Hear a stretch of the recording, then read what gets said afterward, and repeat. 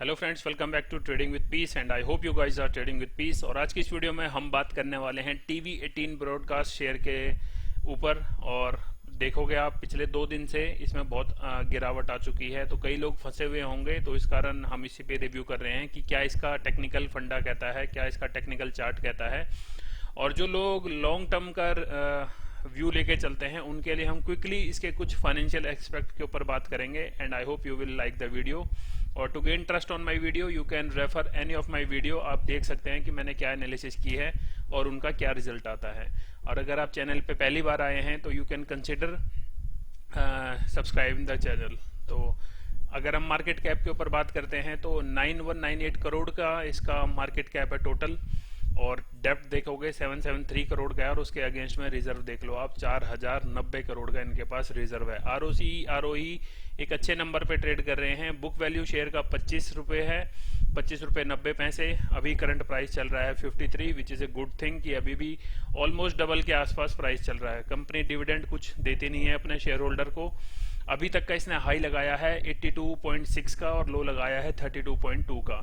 तो क्या अब दोबारा अपने ये बॉटम की तरफ आ रहा है, क्या आ रहा है, ये हम इसके टेक्निकल में जाके समझेंगे। उससे पहले हम देख लेते हैं कि कंपनी प्रॉफिट करती है, लॉस करती है, क्या चीज़ है, क्योंकि ये बहुत इंपॉर्टेंट पॉइंट होते हैं in order for a long view. कई लोगों का जिनका व्यू लंबा रहता है उनको हमेशा ये देखना चाहिए कंपनी की सेल्स कैसी है, प्रॉफिट कैसा है। तो उसी के बेस पे उन्हें अपना शेयर अगर लॉन्ग टर्म परस्पेक्टिव पे हैं वो, तो they can add more share in the dip. और जब उन्हें लगे कि सेल्स गिर रही है, प्रॉफिट गिर रहा है, तो they can square off their position as per their risk management capability.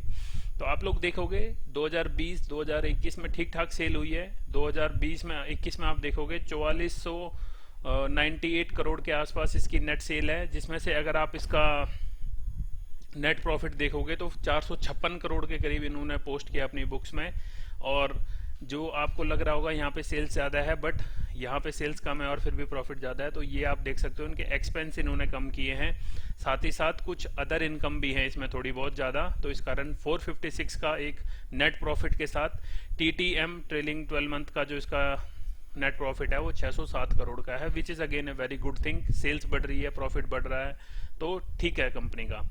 दूसरा अच्छी चीज लगी कि प्रमोटर्स ने 2019 जून से लेके मार्च 2022 तक एक भी परसेंट अपना स्टेक कम नहीं किया कंपनी में, विच शोज कि promoters still believe on their company and they strengthen about the companies future.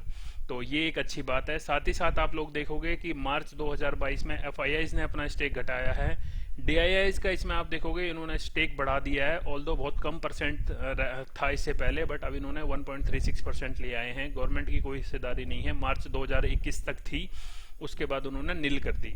बाकी आपके सामने सारा डेटा है। तो क्या ये फंडामेंटल ठीक है? मेरे ख्याल से कहीं ना कहीं किसी हद तक ठीक लग रहे हैं मुझे। कंपनी ऑलमोस्ट डेब्ट फ्री है, ROC ROE ठीक है, प्रमोटर्स की होल्डिंग अच्छी है, प्लस परसेंटेज बहुत कम है। नेगेटिव पॉइंट मुझे ये लगता है डिविडेंड जो कंपनी नहीं देती तो उस पर खाली आपको उसके शेयर प्राइस पे ही भरोसा रहता है कि जब शेयर प्राइस आएंगे तभी आप उसमें अच्छा प्रॉफिट बुक कर सकते हो। बट कुछ कंपनियां हैं जैसे ITC हो गया, इंडियन ऑयल हो गया, ये एक अच्छा खासा डिविडेंड देते हैं अपने शेयर होल्डर्स को। तो उसमें क्या होता है कि अगर आपका व्यू लॉन्ग टर्म है तो you can also earn dividend apart from your price hike in the shares. तो वो एक अच्छी बात है। तो अब इसका ये 15 मिनट का आप चार्ट देखोगे कि जो 28 अप्रैल 2022 को जो ट्रेड हुआ है, तो एक हाई लगाया था 72 का और उसके बाद 53 पे क्लोजिंग दी है। ये तो हो गया 15 मिनट के ऊपर। अगर हम देखें 15 मिनट में भी स्टिल कुछ खास चार्ट पैटर्न दिख नहीं रहा। इंट्राडे वालों के लिए मैं बता दूं, मैं लंबे टाइम फ्रेम पे देखना पसंद करता हूं, उसके बाद ही हम कुछ देखते हैं। अगर जो लोग इसको मंडे के दिन इंट्राडे करने की सोच रहे हैं तो उनके लिए मेरा यही मानना होगा, अगर सेम मार्केट ओपन होता है तो आप 53.20 का एक SL लगा सकते हैं इसमें। जो इसने कैंडल ने यहाँ पे लो लगाया था ये छोटा SL होगा, और अगर ये रिवर्स कर भी जाता है तो लगभग आपको 55 रुपये 57 रुपये के आसपास पहला टारगेट, और दूसरा इस कैंडल के जो हाई था उसके आसपास आप लगा के रख सकते हो, जस्ट फॉर इंट्राडे। वैसे मैं रिकमेंड नहीं करता इंट्राडे, बट उनके लिए है। वन डे का जो चार्ट फ्रेम कहता है इसका, मुझे लगता है कि एटलीस्ट अब ये गिरेगा तो अपने 200 जो ये मूविंग एवरेज है, सिंपल मूविंग एवरेज, इस पे एक बार इसको सपोर्ट लेके बाउंस बैक करना पड़ेगा, और अगर वो बाउंस बैक करने के बाद रुक जाती है इसकी ये सेलिंग, तो वी कैन एक्सपेक्ट कि इसमें एक अच्छी फिर से रिकवरी आएगी। और अगर बाउंस बैक करने के बाद दोबारा ब्रेक डाउन करता है तो इसमें एक लंबे समय की गिरावट रहेगी। तो पहला जो मेरे को लगता है इसका सपोर्ट पॉइंट है वो आता है 50 रुपए के आसपास। अगर आप 50 रुपए के आसपास अगर ये रुक जाता है शेयर तो एक ठीक मौका रहेगा। अदरवाइज इसको 200 मूविंग एवरेज जहाँ पे भी इसका बनता है एक सपोर्ट लेके बाउंस बैक करना पड़ेगा, क्योंकि आप लोग देखोगे लगभग 9/9/2021 यानी सितंबर 2021 से इसने 200 मूविंग एवरेज को क्रॉस करके ऊपर निकलने की कोशिश की थी, तब से ये ऊपर ही है। यहाँ पे आप देखोगे एक छोटा सा टच होने के बाद अच्छा इसमें रैली आई थी, तो होप सो कि इस पे आके ये एक स्ट्रेंथन दिखाए। वीकली में आप लोग देखोगे तो वीकली में आपको इसमें जो 200 मूविंग एवरेज है ये स्ट्रेट दिख रही है, और ऐसा नहीं है कि यहीं पे आके इसको टच करना पड़ेगा वीकली में, क्योंकि वीकली में टाइम फ्रेम होते हैं लंबे। तो वीकली में मुझे लगता है लगभग 49 के आसपास इसको एक बार आना पड़ेगा। 49.50 जो हमने डे में किया है, अगर वहां से रिवर्स कर जाता है तो एक प्लस पॉइंट रहेगा हमारे लिए, जिनके पास भी ये स्टॉक है। I don't have this stock in my portfolio, तो ऐसा नहीं है कि मैं हर एक स्टॉक को खरीद के रखता हूँ, but yes I analyse some stocks. तो अगर मैं फीवो लगा के देखूँ वीकली बेसिस पे, तो आप लोगों को मैं लगा के दिखा देता हूँ। इस वाले से लगा लेते हैं हम कि एक स्विंग बना था यहाँ से और स्विंग लगा था यहाँ तक का। तो जिस हिसाब से फीवो बता रहा है वीकली में, तो ये नेगेटिव ट्रेंड में दिखा रहा है कहीं ना कहीं। तो 44 भी एक सपोर्ट हो सकता है, और अगर उसके नीचे भी गिरता है तो 32 भी आपको एक सपोर्ट है वीकली में, बट आई डोंट थिंक कि वहां तक आपको कुछ देखने को मिलेगा। हम इसे वन डे में अगर लगा के देखते हैं तो वहां थोड़ी पिक्चर और क्लियर हो सकती है। तो एक्सक्यूज मी, तो हम एक लगा लेते हैं, लॉन्गर टाइम फ्रेम का लगा के देखते हैं। तो आप लोग देख सकते हो ये एक फीवो के हिसाब से स्टॉक डाउन ट्रेंड में जा चुका है, और अगर आप डे ट्रेंड में देखो तो अभी भी आप ये नहीं कह सकते हो कि डाउन ट्रेंड में आ गया है, क्योंकि ये जो रैली आई है इसकी, हम रैली को अगर छोटा चार्ट फ्रेम करके देखें तो रैली इसने 28 रुपए से भी हायर लोज लगाता जा रहा था, तो और अभी भी ये हायर लोज के आसपास ही इसने सपोर्ट लिया है। तो लेट्स सी मंडे को क्या चार्ट पैटर्न बनाता है।